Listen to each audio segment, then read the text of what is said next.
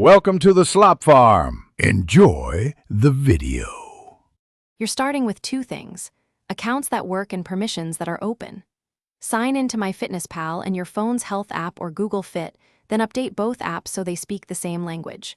Go into Settings, tap Apps or Privacy, and enable data sharing for steps, calories, weight, and exercise. Once done, grant Myfitnesspal access to read and write the specific data types. This ensures continuous syncing rather than one-time transfers. Now you're ready to connect inside Myfitnesspal. You'll now make the actual connection within Myfitnesspal. Open the app, go to Settings, then Apps and Devices, and choose Apple Health or Google Fit from the list.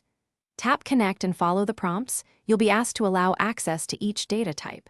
Make sure to map weight, steps, calorie intake, and exercise to the corresponding health or fit categories so values transfer correctly.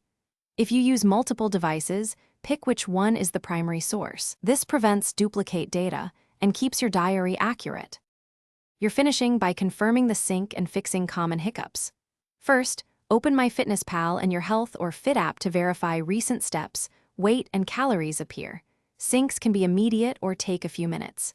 If nothing shows, make sure the apps have background refresh enabled, then toggle the permission off and back on inside your phone settings or reauthorize the connection in Myfitnesspal.